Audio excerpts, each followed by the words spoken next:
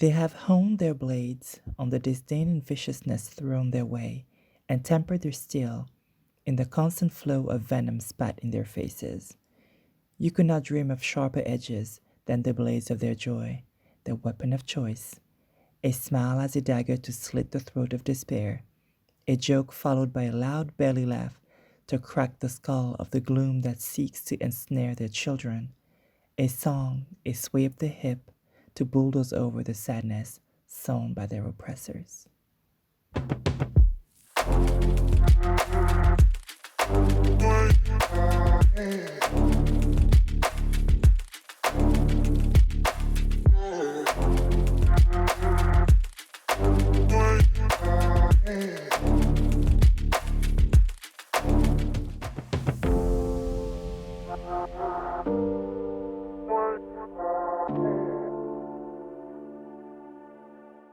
Hey y'all.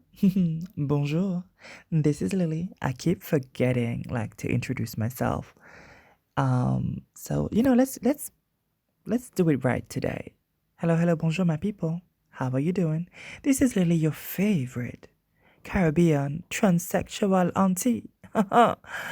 And I am here back after 2 weeks, We come over here every other week, so no, you're not I'm not forgetting you every other week. It's just the normal um, pacing. Like that's what I've chosen in order to, to keep it going without putting any type of pressure on myself, but still delivering something.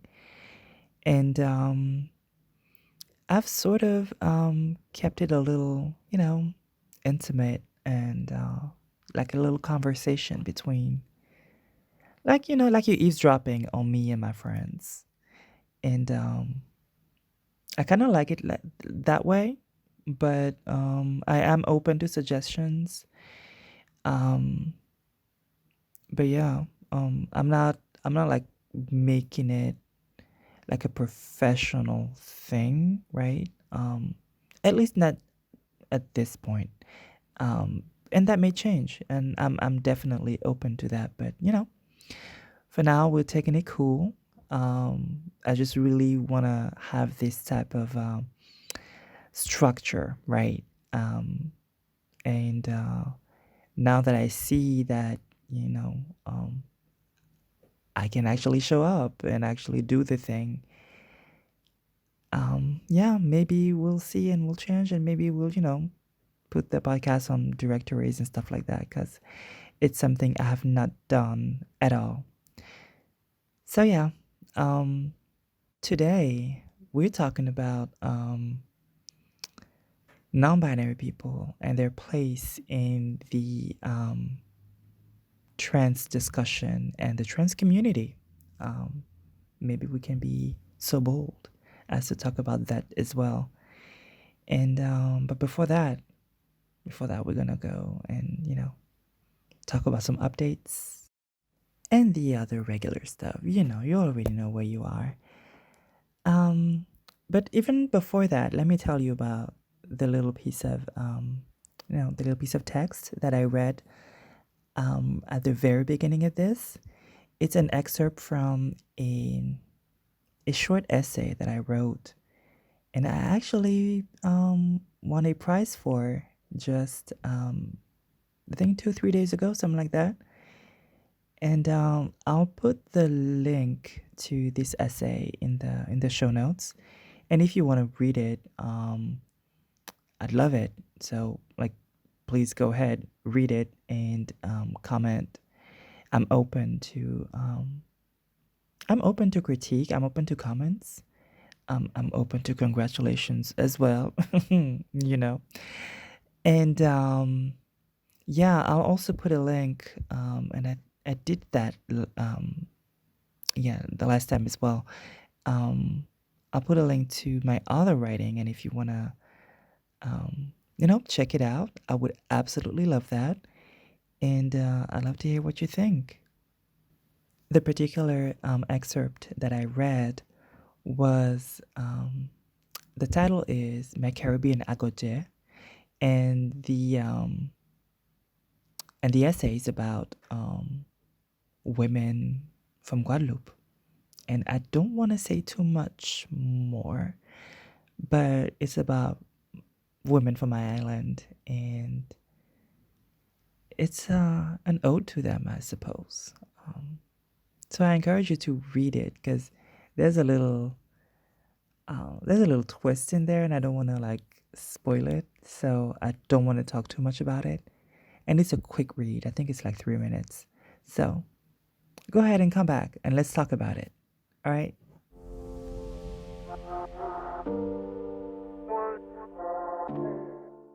Yo, I'ma dig in your pockets, dig in your wallets. Is that money I'm finding? Yeah, you got my heart pounding. Okay, I had to have a little fun. Um, but you know what that's about, right? Right? I'm I'ma dig in your pockets, dig in your wallets. Okay. Um, it's time, to talk about donations. I'm open to donations if you are open to support. Your girl is here, right? Trying to do this thing. Um, and you can help in like many different ways. There's the free thing, of course, and that's just sharing the podcast. That's just, leaving some comments, um, sending it to a friend, leaving a review, a positive 5-star review, of course, right?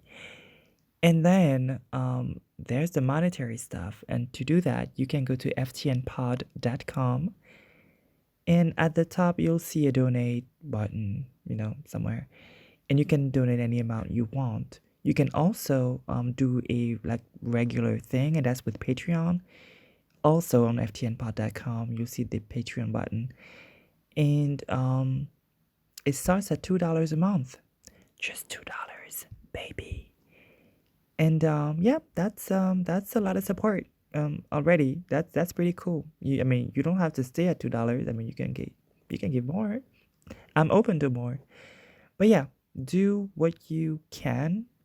Whether that's the free stuff or it's the monetary stuff, but do something. Right? Do something. I see these numbers and I don't see no, not necessarily all the shares that I should be seeing, right? And I may be missing them, the shares, the free stuff on social. Tag me. I'm at FTN Pod everywhere. And when I say everywhere, I really mean X, like TikTok. And I'm also on, I said TikTok and I meant Twitter. But I'm on these two things anyway. Um, for however long TikTok is gonna be around. But let's be in touch, right? And tag me and donate if you can, however how whatever that looks like for you. Thank you for the support.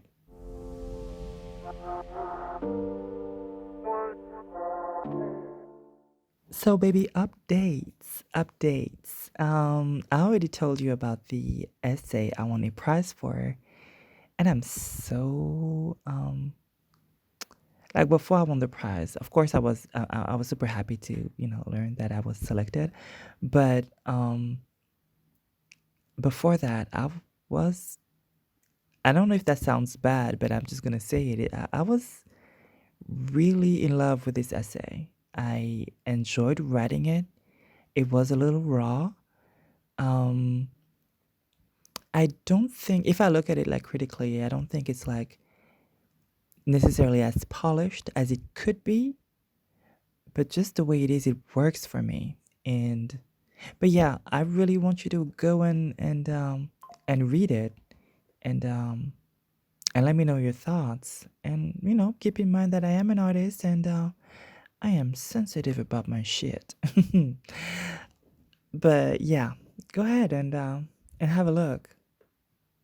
When it comes to updates, though, I wanted to say something real quick, and I don't know exactly where to put it. And it's like a pop culture, you know, type of update. But let me just go ahead, and it's about Dylan Mulvaney. I not really like a fan of the person. Well, in the sense that I don't know them, right? Um, I don't really know who she is and what she's about. The only thing that I've seen are the stuff, that floats on social media, the X days of being a girl. That was a little weird, but why not? Why not? I mean, yeah, why not? After all. Um, and also was it Budweiser or some beer? I don't drink beer really. I mean, so I'm not. I don't really know. But Bud Light or Budweiser or something, and that got the conservatives and the maggots um, kind of mad, and that was funny. But aside from that, nothing. I don't really know what she does. I think she sings. Well, yeah, of course she does because this is about a song, and I've seen a few of these videos floating around of some cis women um, being upset at the song, at Dylan's song, which is about girlhood, but you know, Dylan's brand of girlhood and her experience of being a young woman. And of course, you have some cis women who are mad at that and saying that it's, of course, misogynistic. We understand how that is coded and what that means. And, they're talking about the fact that it's reductive, etc., etc. And it's really funny. And these are the 2 points I wanted to make. It's the fact that they perceive this song, well, that's what they say anyway, that this song reduces girlhood to frivolous, superficial things, as if this song did not directly quote Marilyn Monroe's, "Diamonds are a girl's best friend." But that one was not an issue, right? It was. It's it's one of the most sampled, one of the most reinterpreted song. Not only the song but the visuals as well. But yeah, when it's Dylan, it's a problem. It's so that's kind of funny, and also because the cis women who want to complain about trans women in women's spaces are also the type of women who essentialize womanhood and reduce it to biological functions, right? So having babies, having a period, etc., etc., which is again hypocritical and ridiculous. The other point I wanted to make was about the accusation of misogyny, and I always find it interesting when people who are allies say, "Hey," I don't ever see them say, "Hey, why would you say it's misogynistic?" I, I that's my first thing. I want to question it, right? And what they really want to say, because it's not that complicated. You don't even need to argue. You don't need to go into some deep discussion. I mean, it's never deep anyway with with the transphobes. But what they want to get at is trans women are men, and trans women talking about womanhood. However, trans women choose to do it is inherently misogynistic because trans women are not women and trans women are men. That's what they want to say. It's that simple. So you don't even need to argue. You don't need to you don't need to push the discussion any further. You need to say, I mean, the only thing you actually need to ask is, okay, why is it misogynistic, and what makes it misogynistic when when it's a trans woman saying it, and not misogynistic when it's a cis woman saying it, and watch them try not to be um, openly transphobic, because that's not socially acceptable. Not so much, right? Still, even even though there are a lot of things going on in the U.S., it's still not the most acceptable thing. So yeah, these are the 2 points I wanted to address about Dylan Mulvaney and the reactions online from you know from some cis women who are gatekeeping womanhood. According to which criteria, we don't know, because only cis women essentialize womanhood, right? I mean, see, I got confused. Only trans women, according to them, essentialize womanhood. Oh well.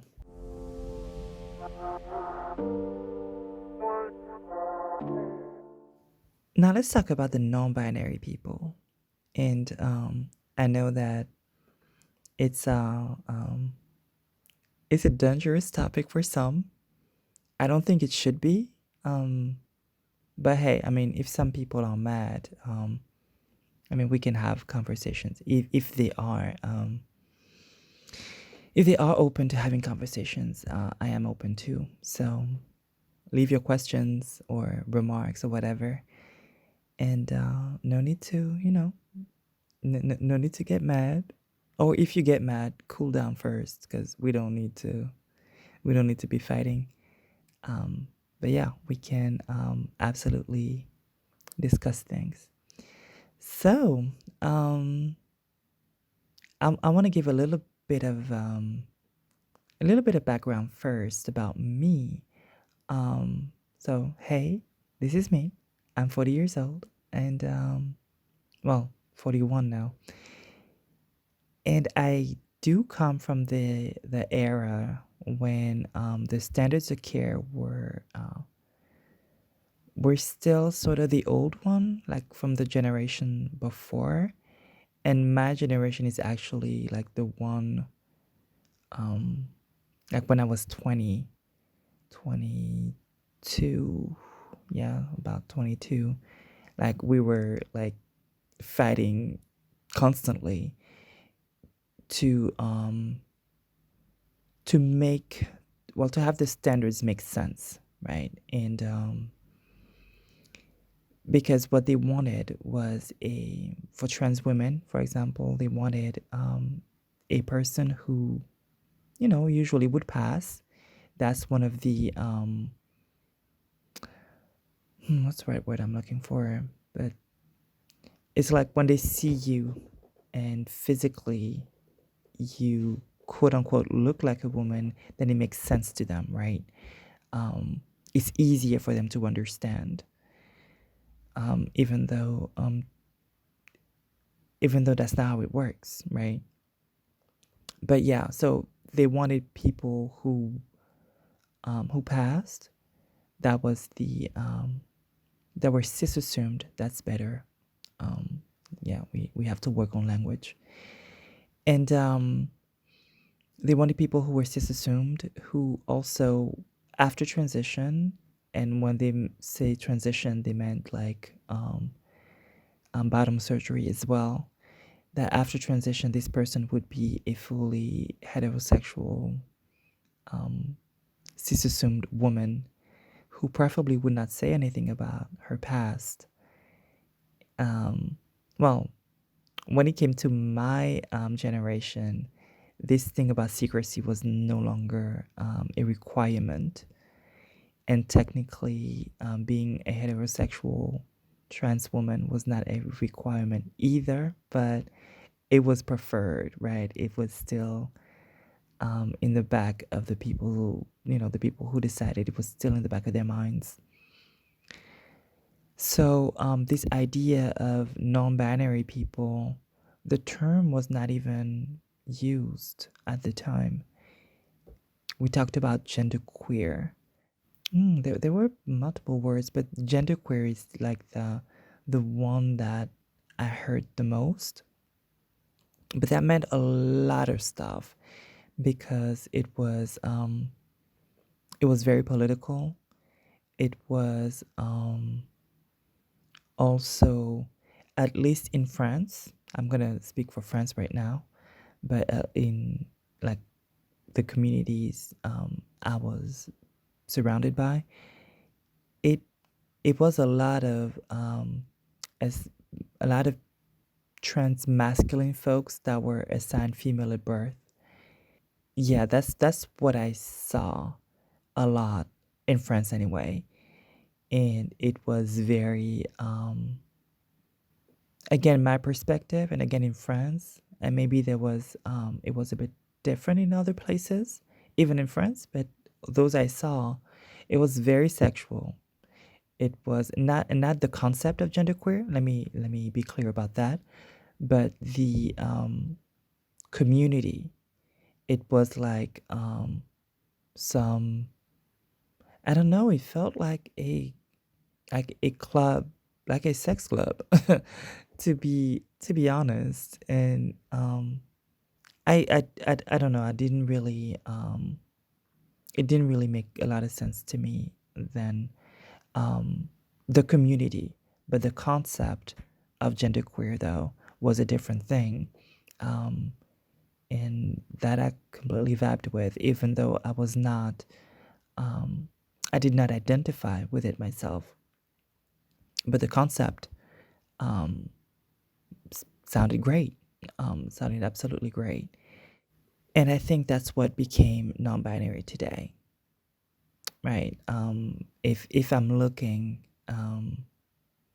at what I saw then and what I see now, that's what would be closer. It would be non-binary people.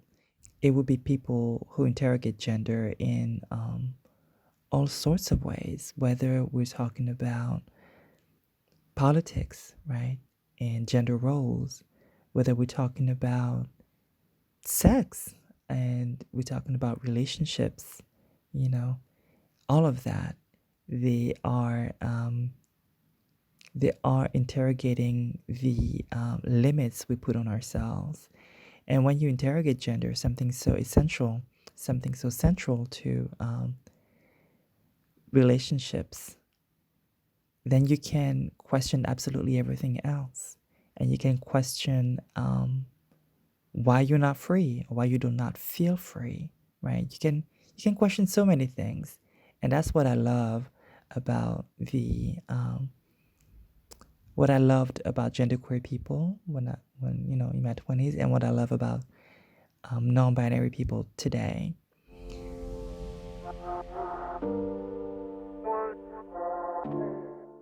Now, the question would be, are they part of the trans community?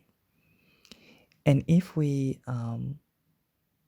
understand that trans means that um, there is it is discrepancy between your the gender assigned at birth and the gender you identify as, whatever that gender may be, whether it is very very binary, so man, woman, or whether it's bigender, whether it's non-binary, like somewhere in between, whether it's both or none, then there is a discrepancy. So yeah, trans is very large. Trans is really this umbrella term. So yeah, so it does encompass non-binary people technically, and in terms of community, I think it should. I think it should. I don't know if it does. I don't know for everybody if it does, but I think it should. And again, because non-binary people raise the questions that as humans we should really be asking ourselves about our place in the world, about our relationships to other groups and other people, and where we want to go. I think more non-binary people force us to look at this. And that's why it's extremely uncomfortable for a lot of people. But yeah, we should be in community. We should be in community together, and we should be they should be part of the larger trans community. And I think in some places they are.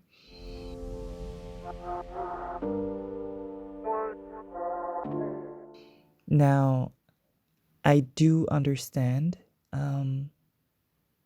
like the trans folks who may be like, oh wait, that's a lot. I don't even get it and stuff. And I'm not gonna pretend that I understand everything because I am also quite binary, quite vanilla.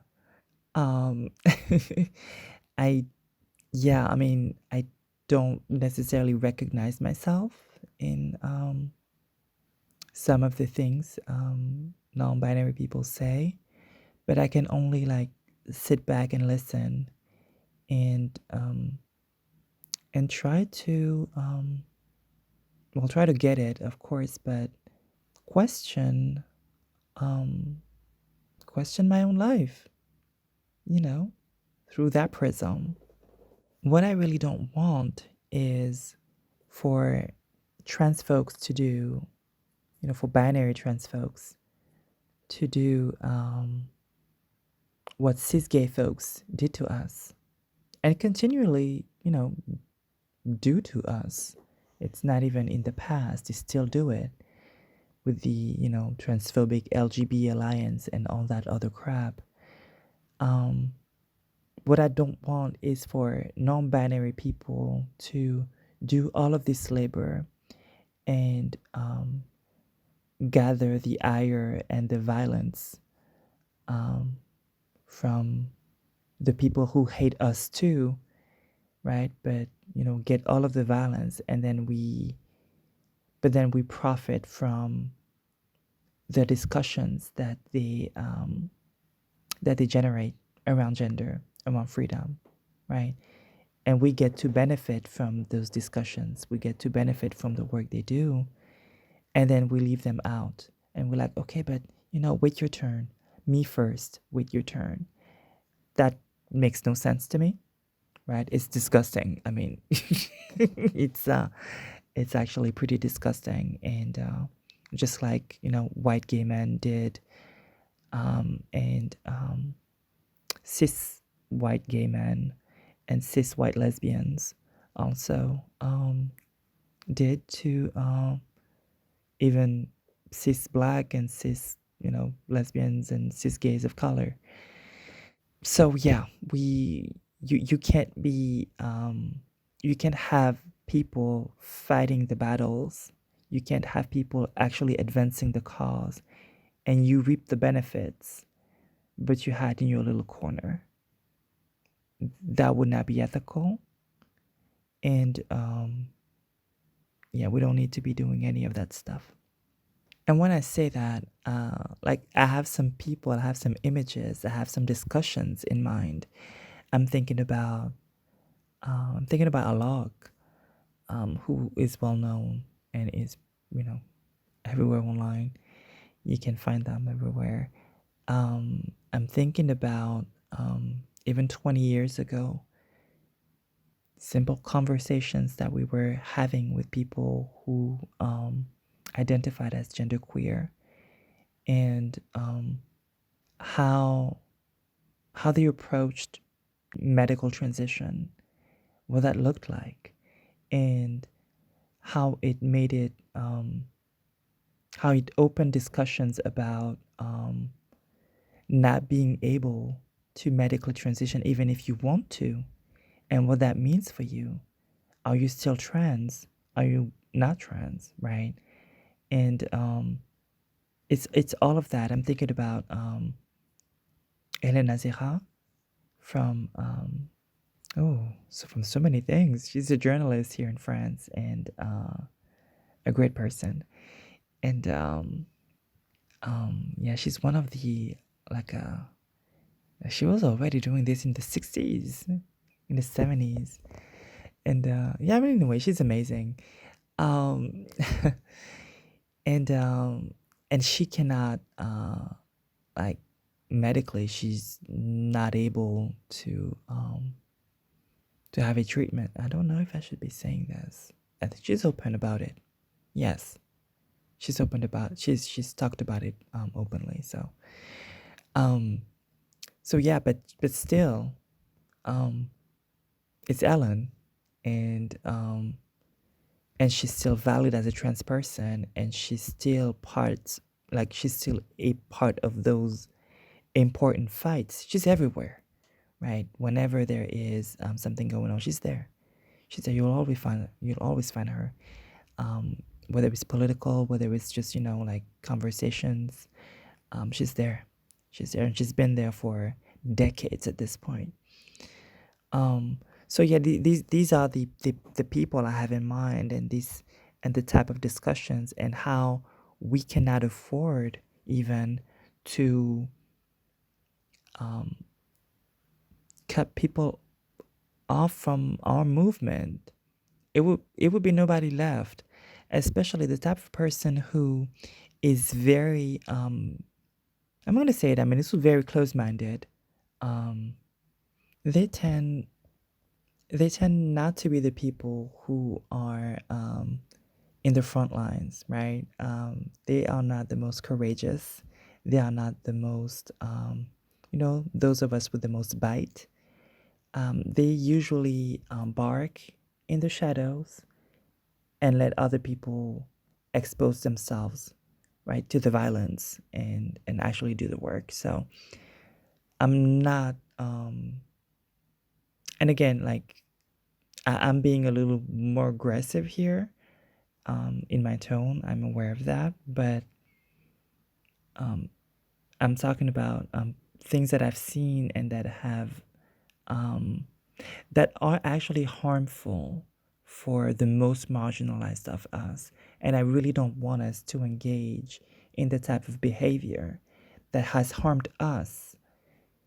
So, like, we can just do the same to someone else, right? Like, use their labor and let them go, or let them get the brunt of the violence and like reap the benefits, and then crap on them. Like, we can't be doing that. We cannot be following that model. It is not like, even if we were selfish, like if we chose to remain selfish, we would have to admit that it's not sustainable. And I don't want to be selfish anyway. Um, like, we all deserve to live. We all deserve to have find happiness, and we all deserve to reap the benefits of our own labor and not be excluded from our own fights when we lead them. So yeah, that's the little thing about non-binary people, and where I see them within the trans movement.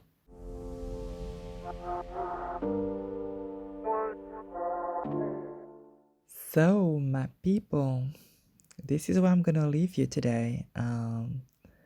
On that little note. I was gonna say that revolutionary note, but it's not. Let me not, let me not do too much. Um, but yeah, I want to know what you think about this, about all the things I talked about here today, actually, about Dylan Mulvaney and cis women's obsession, the transphobic cis women obsession with trans folk who talk about their experience of womanhood. And yeah, tell me about your perception of non-binary people, and if we should leave them out, and how do we do that then? Or if we find place for them, if we make room for them. Well, I think they already have created room for themselves, but yeah. But what do you think? Let me know. Let me know. And again, share, comment, all that good stuff. And we'll talk real soon, okay? Bye-bye.